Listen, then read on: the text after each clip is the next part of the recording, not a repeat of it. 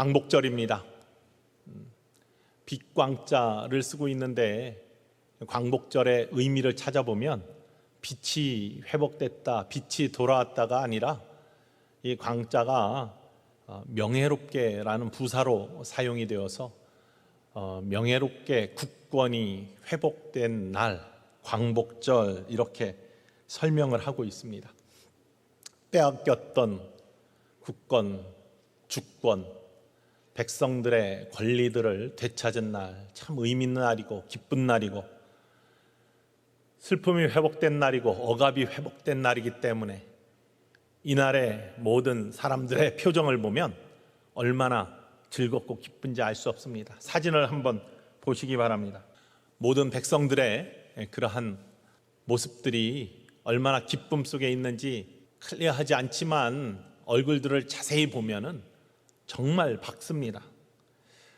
억눌린 그런 모습이 아니라 정말 환해진 그런 얼굴들을 볼 수 있습니다. 저것이 밝아진, 회복된, 기쁨을 되찾은, 자유를 되찾은 영혼과 사람들의 모습입니다.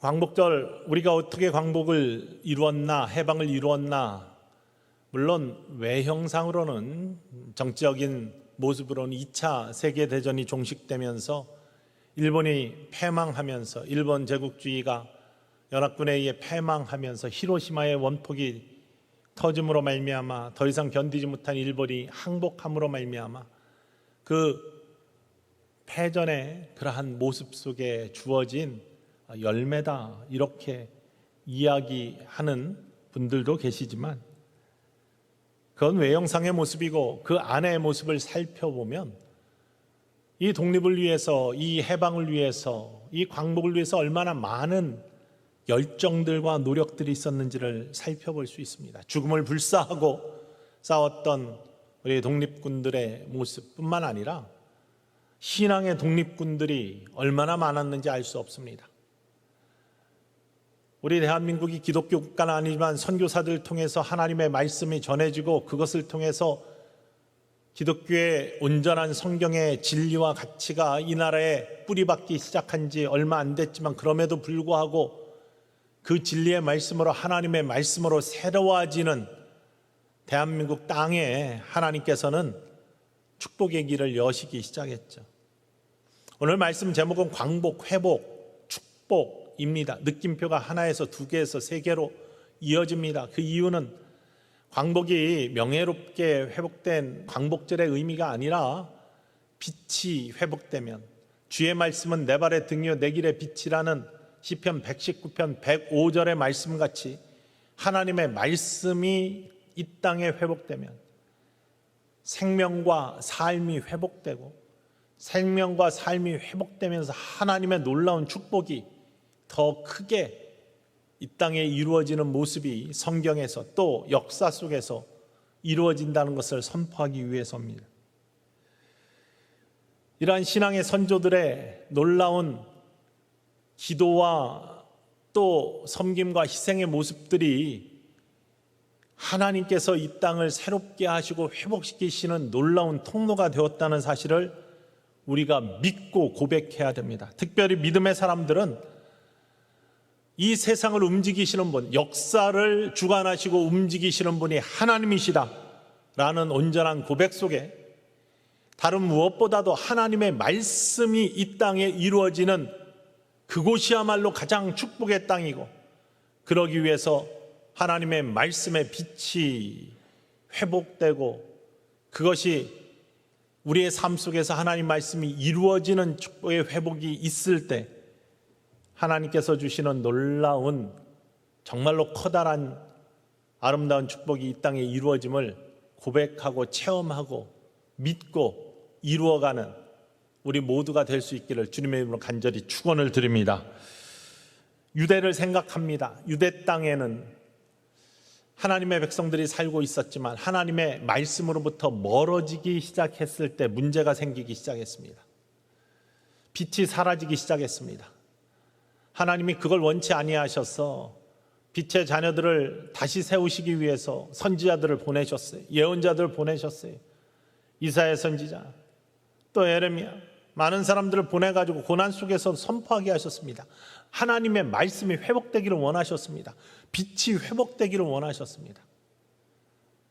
그래도 하나님을 멀리하고 말씀을 등지고 우상을 숭배하고 쾌락을 쫓고 하는 그들의 삶에 하나님께서는 채찍을 가하시죠. 아수르를 통해서, 침공을 통해서 전쟁이 일어나서 아픔을 겪게 합니다. 그들은 풍요를 꿈꾸었습니다. 풍요의 신인 우상을 섬겼습니다. 그런데 풍요롭게 되지 않았습니다. 하나님의 말씀을 등지고 빛을 등지자 어둠이 깔렸고 무덤에 막힌 돌처럼 그들의 삶이 막혀서 결국에는 빈곤하게 되었어요. 먹을 것이 없어지게 되었어요. 성경에 보면 대변과 소변을 먹었다라고 나와 있어요. 자기의 아이들을 끓였다라고 나와 있어요. 얼마나 비참합니까? 풍요를 꿈꾸며 하나님 말씀에 떠나서 우상을 섬겼지만 돌아온 결과는 그런 겁니다. 쾌락을 또 그들의 자유를 꿈꾸면서 자기의 소견대로 삶을 살았지만 그들에게 주어진 것은 시체를 메고 있는 배우처럼 꽁꽁 메어진 억압의 삶이었습니다. 그것이 그들에게 주어진 결과였어요. 물론 사네립 아수르 왕이 랍사게를 앞세워서 예루살렘을 포위하고 그들을 옥죄이고 하나님을 비방하고 하나님을 욕되게 하고 결국에는 사네립 왕이 서신을 보내서 하나님을 모욕하고 하는 일에 있어 히스기야 왕과 지도자들이 하나님 앞에 통곡하면서 기도할 때 하나님 그 기도 들어주시고 다시금 기회를 주셔서 사네립 왕을 죽게 하시고 왕조가 망하게 하셔서 예루살렘을 지켜주셨어요. 그런데도 정신 못 차리고 하나님의 말씀을 다시 회복하지 못하고 여전히 풍요를 꿈꾸고 여전히 쾌락을 쫓아 삶을 살다가 결국에는 바벨론에게 멸망을 당하죠. 바벨론의 포로 생활 70년 동안 그들은 혹독한 환경 속에서 성전을 그리워하며 하나님의 말씀의 회복에 훈련의 기간을 삼습니다. 이 시대에 얼마나 많은 믿음의 사람들이 순전한 믿음을 지키며 말씀의 훈련을 받습니까? 대표적인 사람이 다니엘이잖아요. 하루에 3번씩 창문을 열어놓고 예루살렘 성전을 향해 기도합니다. 하나님의 말씀을 사모하며 우상을 거부하고 사자굴에 그들의 친구는 풀무불에 들어가면서까지도 믿음을 지키는 그러한 간절한 모습들, 이런 것들, 이러한 신앙의 모습 속에 하나님께서는 다시금 빛을 그 민족에 비춰주시고 회복의 기회를 주셔서 역사를 움직이시는 분은 하나님이에요. 정치가 그렇게 맞는 것 같지만 사실은 그 속에서 그 길들을 인도하시고 이끄시고 주관하신 분은 하나님이세요.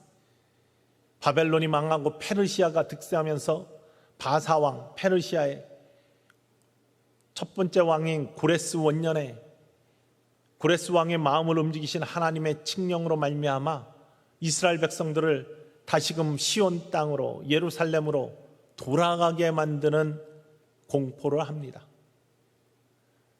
왕의 마음을 움직이고 왕조를 바꾸시는 분은 하나님이시고 훈련 속에서 이제는 다시금 하나님의 백성으로서 자리하는 그러한 놀라운 회복의 기회를 주시는 분도 하나님이시라는 것이죠. 우리나라와 마찬가지입니다. 주변의 열강 강국들의 정치적인 그러한 메커니즘 속에서 우리가 광복을 맞이하고 뭔가 기회를 얻은 것 같지만 사실은 그 안에 담겨져 있는 작은 인원이라도 믿음의 사람들의 하나님을 향한 간절한 바람들이 모아져서 하나님께서 역사하시고 우리나라를 다시금 회복의 기회와 축복의 기회의 땅으로 이끄셨다는 사실을 이 아침에 믿으시기를 주님의 이름으로 간절히 축원을 드립니다.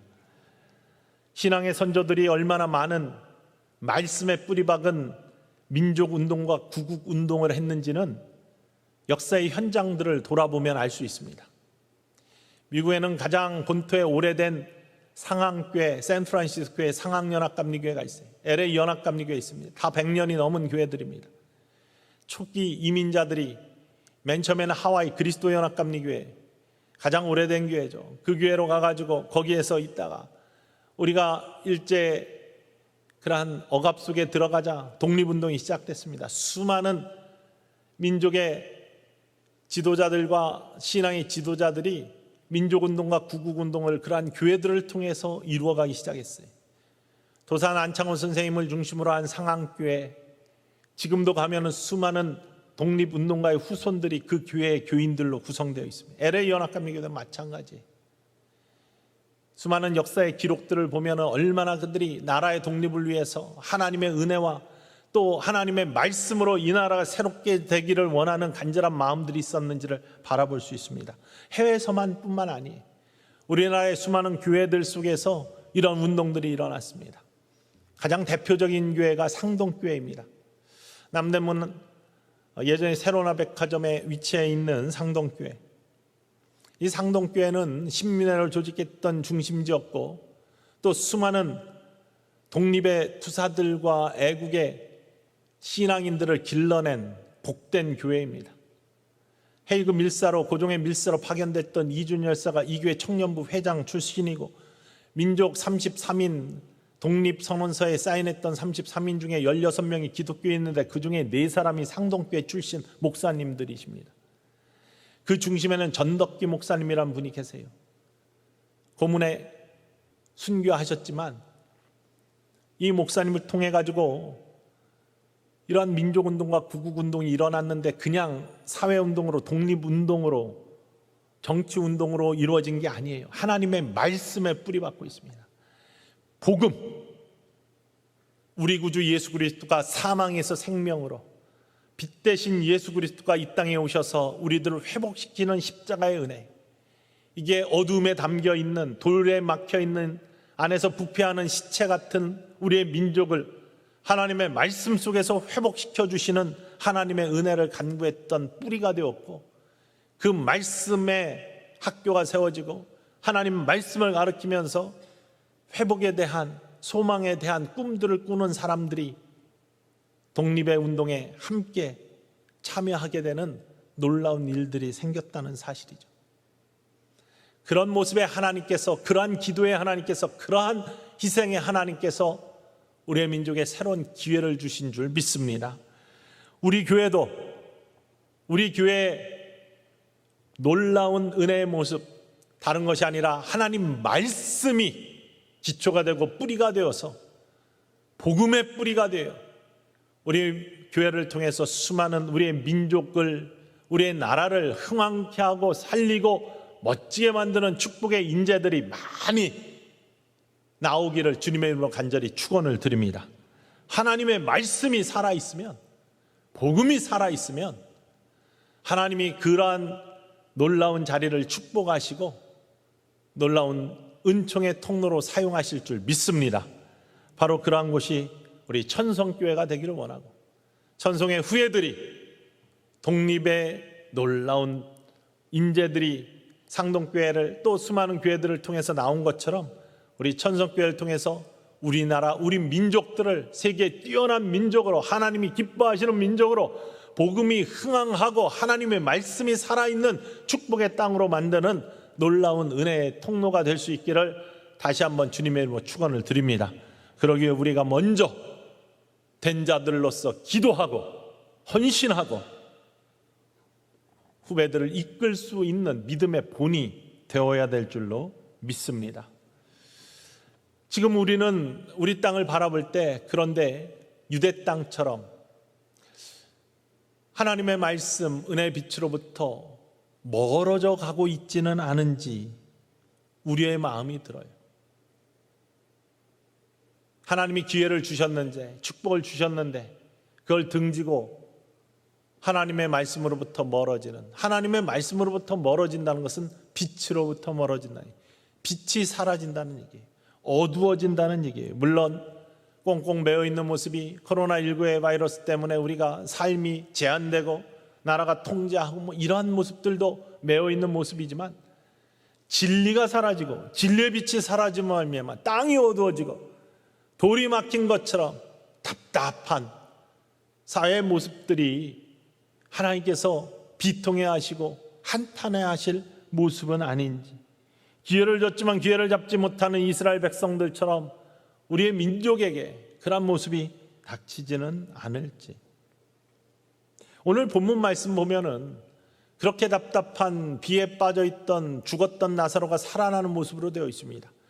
요한복음 총 21장으로 되어 있는데 1절로부터 11절까지 말씀과 12절로부터 20절까지 말씀, 21절 말씀은 부록처럼 붙어있는 복음서입니다.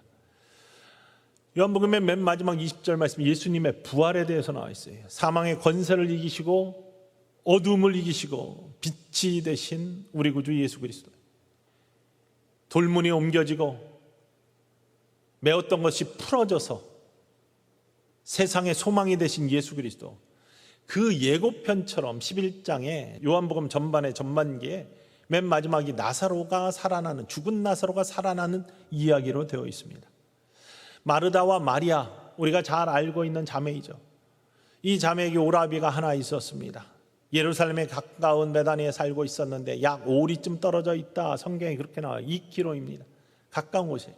예수님께서 예루살렘에서 바로 전 9장에 유대인들과 충돌이 있었어요. 유대인들이 예수님을 죽이려고 해요. 돌로 치려 합니다.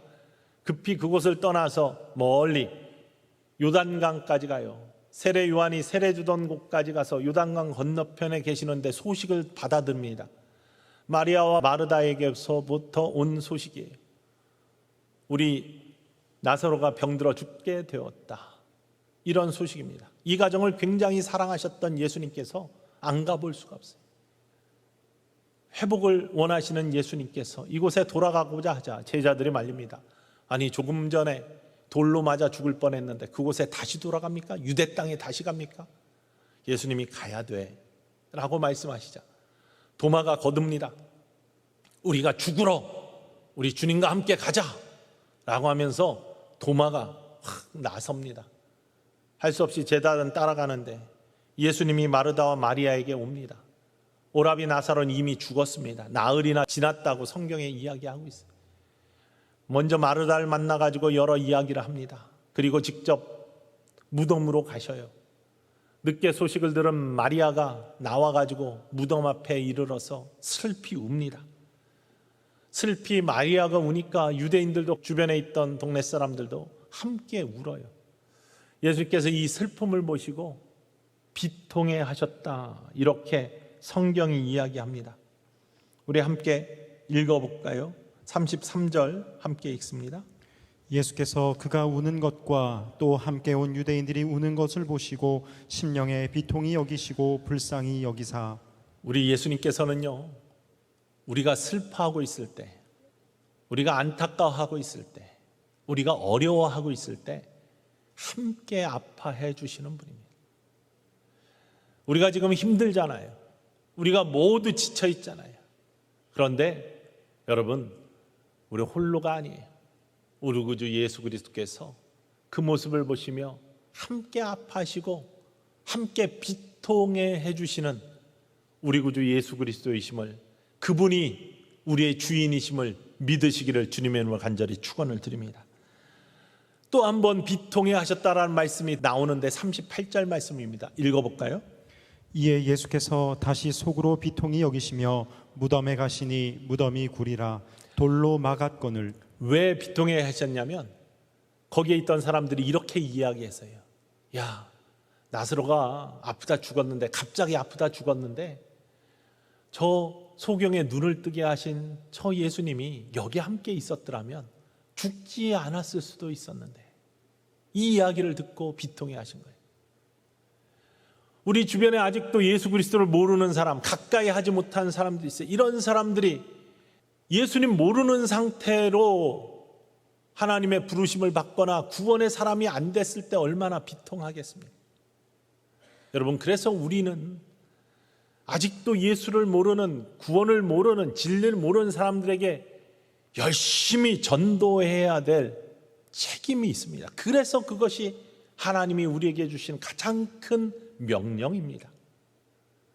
우리 천성의 모든 식구들은 빛의 자녀들처럼 빛을 전하는, 하나님의 말씀을 전하는, 복음을 전하는, 구원을 선포하는 아름다운 영혼들이 되시기를 주님의 이름으로 간절히 축원을 드립니다. 예수님이 비통해하지 아니하시도록 우리에게 맡겨진 사명을 다 이루어야 될 줄로 믿습니다. 그 무덤에 가셔서 비통해하며 가셔서 무덤을 보니까 무덤이 어떻게 돼요? 굴무덤인데 예수님의 무덤처럼 돌이 딱 막혀 있는 거예요. 돌이 막혀 있다는 것은 무엇입니까? 회복이 불가능하게, 사망을 그냥 빛이 들어가지 않게 생명이 없다는 것을 의미하는 것이죠. 돌로 막혀 있는 굴은 빛이 없습니다. 어두움입니다. 완전한 암흑입니다. 완전한 절망입니다. 그 속에 시체가 썩어가고 있는 것이고요.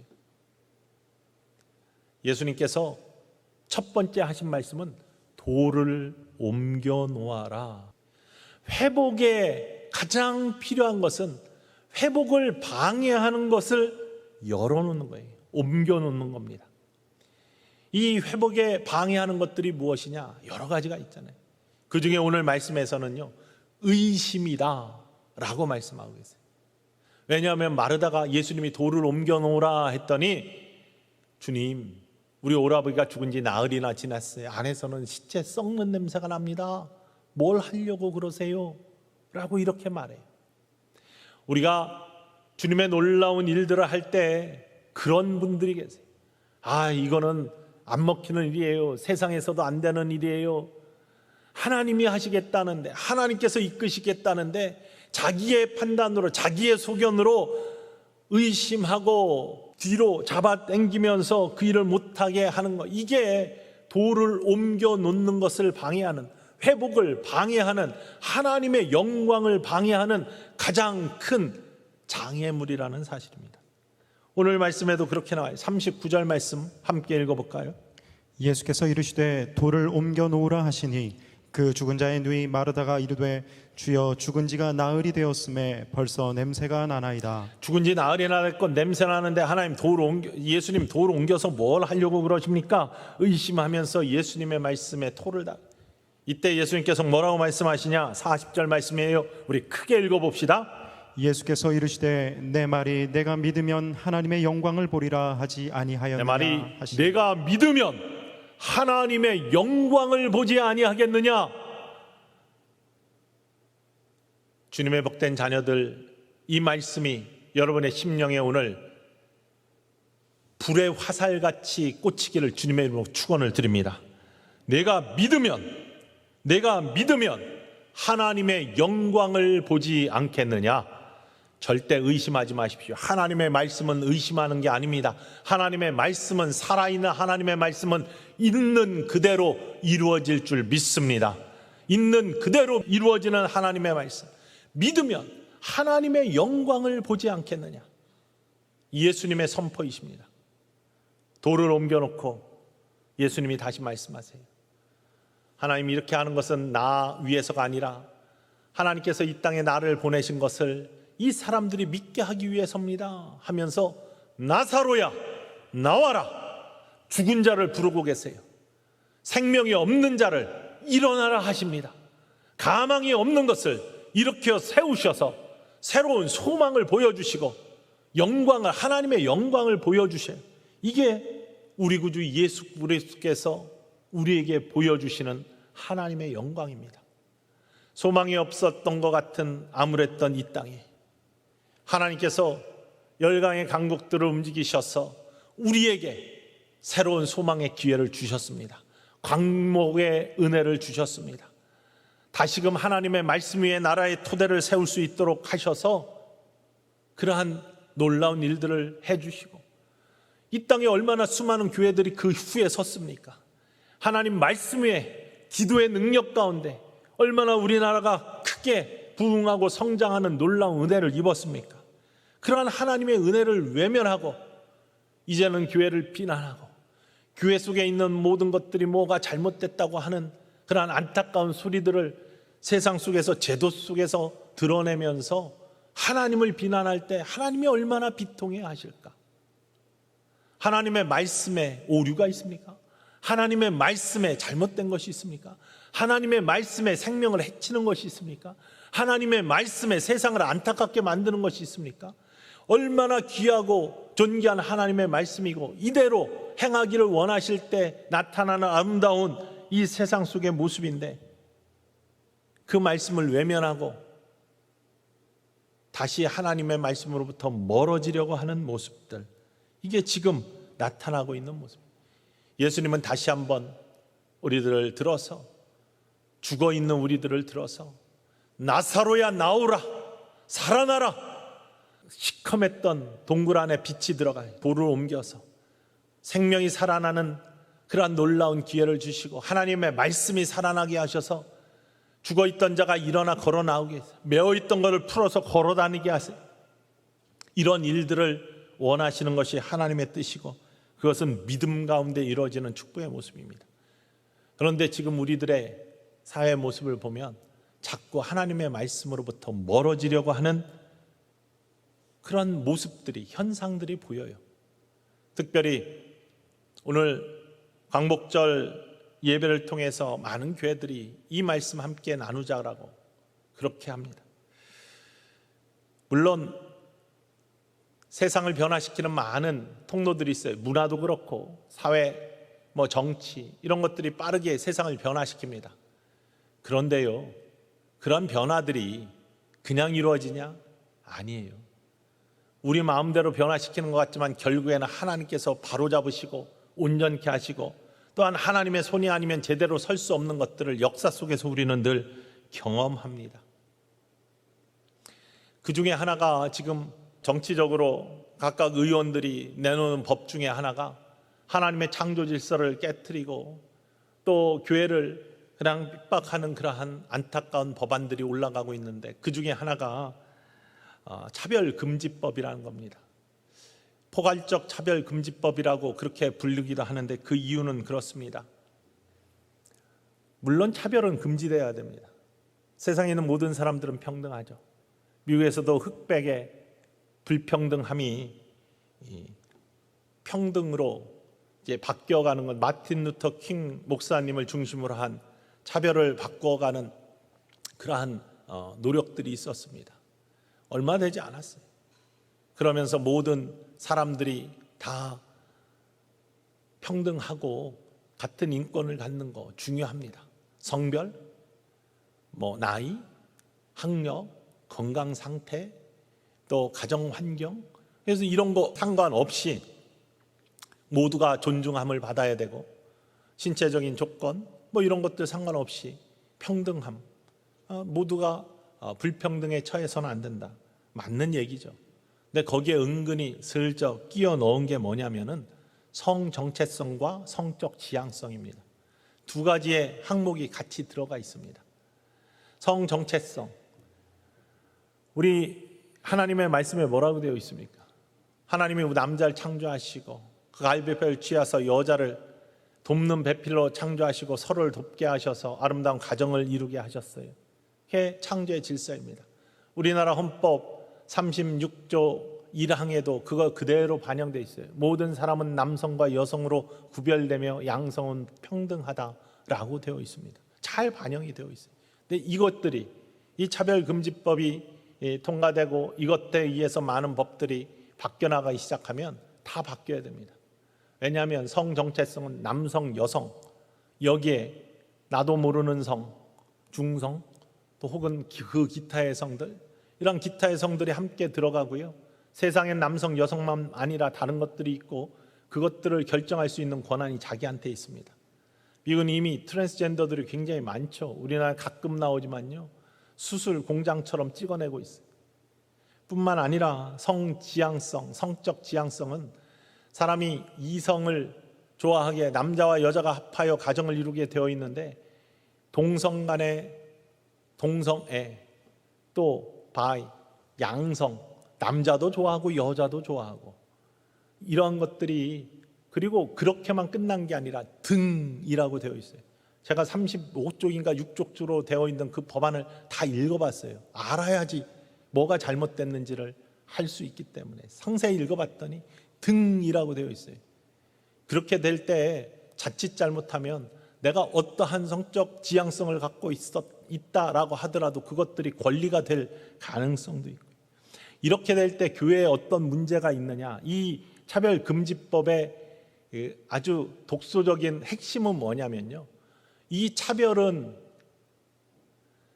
차별을 자기가 느꼈을 때, 특별히 이러한 성정체성이나 동성애 문제 때문에 내가 피해자라고 생각하는 사람이 나는 차별을 받고 있다라고 해가지고 국가인권위원회에 고발을 했을 때, 국가인권위원회는 조사를 해가지고 차별이 확인되면 권고를 하고요, 단체나 개인한테 권고를 했을 때 듣지 아니하면 벌금을 매기게 되어 있고요, 벌금을 수차례 매겨서 벌금을 이행하지 아니하면 법에 고소를 하게 되어 있어요. 고소를 해서 처벌을 하게 되어 있습니다. 이게 별거 아닌 것 같지만 지금 미국 땅에서는 이미 벌어지고 있는 일입니다. 동성애가 이렇게 차별금지법으로 인정이 되면 앞으로 헌법의 구절들이 바뀌어 나가고요, 또한 가정의 법들이 바뀌어 나가야 됩니다. 한 법이 인정되었으니까. 2000년도 초반만 해도 미국에도 동성애 결혼이 인정이 안 됐습니다. 그런데 제가 캘리포니아에 있을 때 첫 번째 주민투표에서는 부결이 됐어요. 인정이 안 됐어요. 근데 두 번째 주민투표에서 50% 이상이 넘어서 동성 결혼이 허용이 되기 시작했어요. 엄청난 많은 사람들이 동성 결혼을 하기 시작했습니다. 2000년도 후반부만 해도 아직 인정이 안 됐을 때 우리 아이를 태우고 고등학교를 가면 이제 데려다주고 데려와야 되니까, 그러면 아이들이 피켓을 들고 시위를 하고 있었어요. 어떤 시위냐? 동성애 클럽을 허용해달라. 고등학교 아이들이요. 등교하는데 그거 들고 시위해요. 그런데 그게 2010년도 초반에 다 없어졌어요. 왜? 다 인정이 되어버려서. 그래서 각각 고등학교마다 전부 다 동성애 클럽이 있어요. 동아리가 있어요. 내가 동성애자다, 나 성적 정체성이 나는 남자인데 여자처럼 느껴진다 하는 애들 다 거기가 있는 거예요.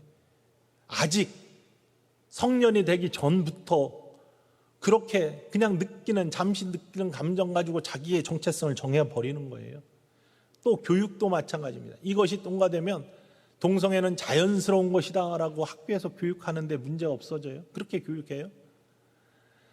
그 당시에 동성 결혼이 허용이 돼가지고 결혼한 사람들, 남자와 남자끼리, 여자와 여자끼리 부부가 된 사람들이 있어요.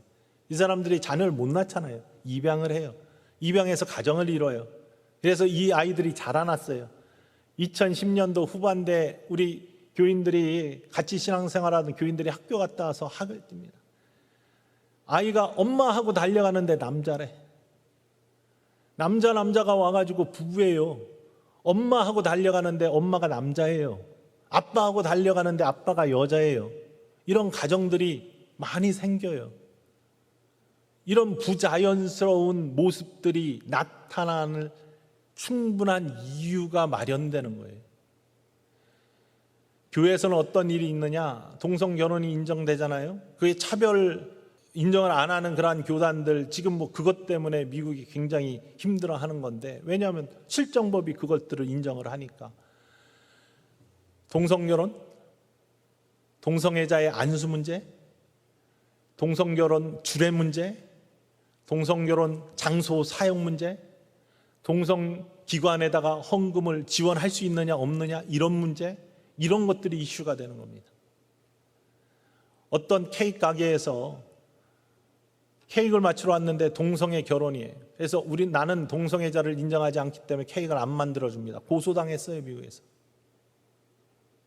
그런 일들이 벌어지는 거예요. 교회 바빠서, 목사 나 바빠서 동성애자들이 와가지고 결혼해달라고 하는데 나 바빠서 결혼 주례 못합니다. 이러면 뭐 괜찮겠지만, 동성애자들 우리 교회에서는 인정 못해. 그래가지고 결혼 못합니다.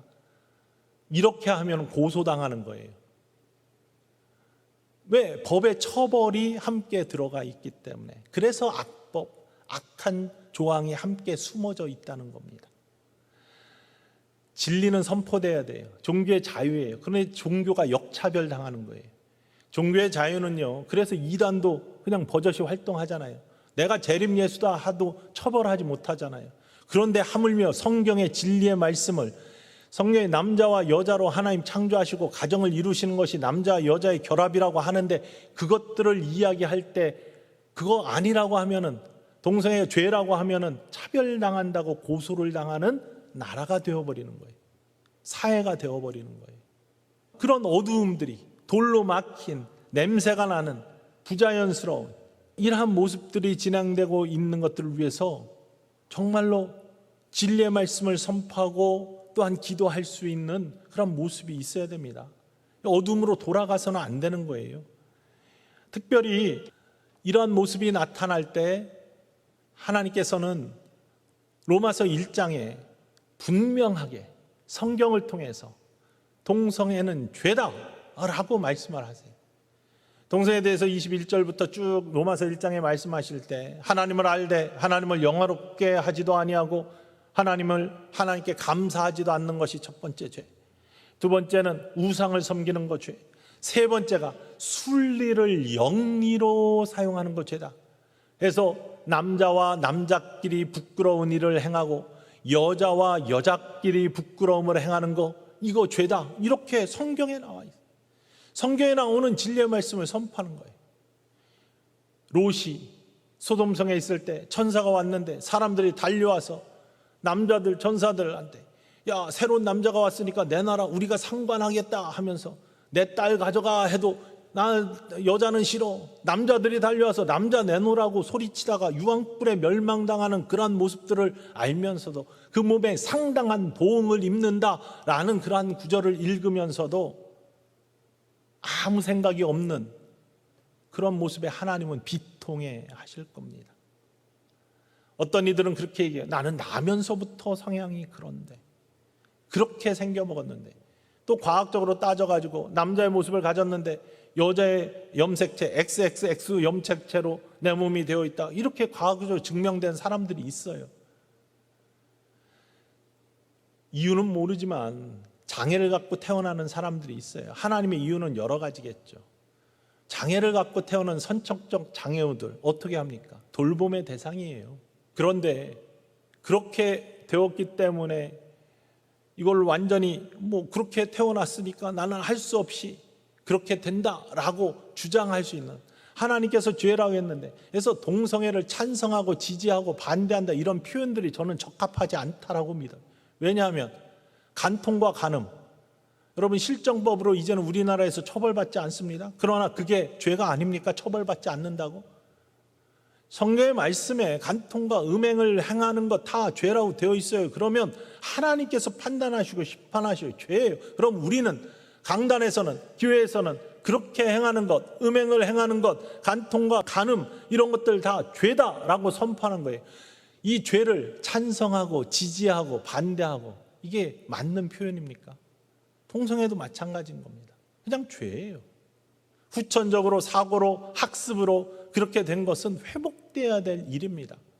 근데 그것을 마치 자연스러운 것처럼, 마치 겉옷을 입고 속옷을 입고 그래 놓고서 이것은 자연스러운 것이다 아무리 주장해도 그건 불편한 거예요. 처음에 호기심으로 아이들이 그렇게 할 수는 있지만 그렇게 계속해서 입고 다니는 것을 이상한, 정신이 나간 사람이라고 하지 온전하다고 하지 않아요. 우리나라가 하나님께서 축복하셔서 일제 억압으로부터 또 전쟁의 공포로부터 자유롭게 하시고 경제와 모든 면에서, 사회와 문화 면에서 정말로 부강하게 해주셨어요. 우리나라가 세계를 지배하는 문화, K-팝 해가지고 또 나가고 그러고, 다른 것 마찬가지예요. 세계 미국 다음으로 많은 선교사들을 파송하고, 경제적으로도 예전에는 한국에서 왔습니다 하면은 노스 코리아냐 사우스 코리아냐 이렇게 물었는데 지금은 한국에서 왔습니다. 삼성, LG 이러면서 현다이 이러면서 우리 기업 이름부터 이야기합니다. 이렇게 우리나라가 위상이 달라졌어요. 하나님이 그렇게 축복하셨는데 다시 하나님이 싫어하시는, 하나님이 비통해하시는 말씀으로부터 멀어져 어둠으로 가려고 하는 이러한 모습에 우리는 깨어 있어야 돼요. 말씀을 붙들어야 됩니다. 나라 사랑의 가장 귀한 길이 뭐냐? 광복, 빛이 회복되는 거예요. 빛은 하나님의 말씀으로부터 시작됩니다. 주의 말씀은 내 발의 등이요 내 길의 빛이니이다. 하나님의 말씀이 우리의 빛이 되고 그 빛이 돌무덤이 옮겨져서 공굴안을 비춰요. 우리들의 심령을 비춰야 됩니다. 우리의 가정을 비춰야 됩니다. 우리의 교회에 살아있어야 됩니다. 우리의 나라의 근간이 되어야 됩니다. 미국 땅이 축복의 땅이 된 이유는 청교도들이 말씀 위에 나라를 세워서예요. 그런데 지금은 쇠퇴하고 있잖아요. 말씀으로부터 멀어지니까 우리도 깨어 있어야 돼요. 하나님의 말씀이 살아나는 광복이, 영적 광복이 다시 일어나고, 그때 더 놀라운 삶의 회복과 가정의 회복과 나라의 회복과 교회의 회복들이 이루어지고, 그것이 진정한 축복을 이루는 하나님의 놀라운 축복이 될 줄 믿으시기를 주님의 이름으로 간절히 축원을 드립니다. 정말로 나라의 사랑의 길은요, 다른 것이 아니라 하나님의 말씀을 이 땅에 심는 거예요. 하나님의 말씀 위에 서는 겁니다. 하나님의 말씀을 이루는 삶을 사는 겁니다. 그것이 믿음의 삶이고, 돌무덤을 옮겨놓는 삶이고, 매어있던 것을 풀어내는 삶이고, 죽었던 것이 살아나는 삶이 될 줄 믿으시기를 주님의 이름으로 간절히 축원을 드립니다.